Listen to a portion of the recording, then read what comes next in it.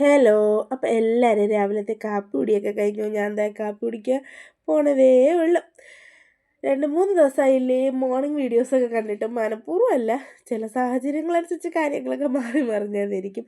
അപ്പം ഇന്നത്തെ രാവിലത്തെ കാപ്പി എന്താണെന്ന് വെച്ചാൽ ഇഡ്ഡലിയാണ്. പിന്നെ സാമ്പാർ ഇന്നലെ രാത്രി ഉണ്ടാക്കി വെച്ചിട്ടുണ്ടായിരുന്ന വീഡിയോ എല്ലാവരും കണ്ടിട്ടുണ്ടാവും.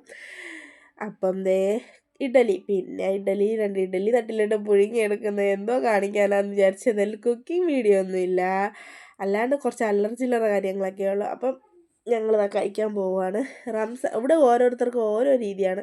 റംസാനക്ക് ഇഡ്ഡലിയും പഞ്ചസാരയും മതി. എങ്ങനെയൊക്കെ കറി കൊടുക്കാൻ ശ്രമിക്കുന്നുണ്ടെങ്കിലും അവരായിട്ട് ആഗ്രഹിച്ച് വന്ന് കറി ചോദിച്ച് കഴിച്ചാൽ പ്രശ്നമില്ല, ആൾ കഴിച്ചിട്ട് കഴിച്ച് പോകും. ഇല്ല, നമ്മളായിട്ട് നിർബന്ധിച്ച് കൊടുത്താൽ പിന്നെ ഫുഡ് കഴിക്കത്തില്ല. അതുകൊണ്ട് തന്നെ പിന്നെ ഇനിയിപ്പോൾ പറഞ്ഞിട്ട് കാര്യമില്ലല്ലോ. ഈ പഞ്ചസാര തീറ്റിയാണ് ഏകദേശം ഈ പല്ലെല്ലാം ഈ നാശത്തിലോട്ട് എത്തിച്ചത് തന്നെ.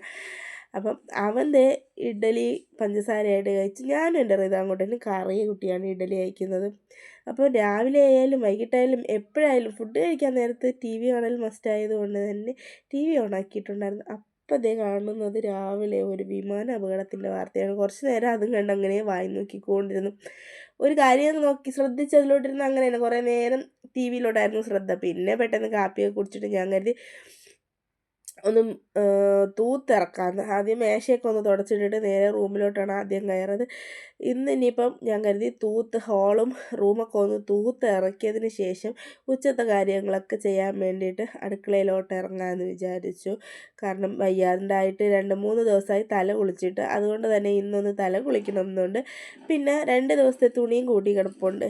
ഇന്ന് അത് കഴുകിയിട്ടില്ലെങ്കിൽ പിന്നെ എനിക്ക് എന്നെ പാടായിരിക്കും. അതുകൊണ്ട് ഞാൻ കരുതി ഇനിയിപ്പോൾ ഈ കാര്യത്തിൽ മടി വിചാരിക്കാതെ രാവിലെ വീടൊക്കെ ഒന്ന് വൃത്തിയാക്കി ഇട്ടതിന് ശേഷം കുളിച്ചിട്ട് ബാക്കിയുള്ള കാര്യങ്ങളാവാണ്. അപ്പം ഞാൻ ഹാളൊക്കെ തൂത്തിറക്കിയിട്ടുണ്ട്. പിള്ളേർ രണ്ടും കൂടെ മുറ്റത്ത് നിന്ന് കളിക്കുന്നുണ്ട്. ഇനി നേരെ ഒരു കുളി. അപ്പോൾ അത്രയേ ഉള്ളൂ. വീഡിയോ ഇഷ്ടപ്പെട്ടാൽ ലൈക്ക് ചെയ്യുക. Tata bye bye, see U.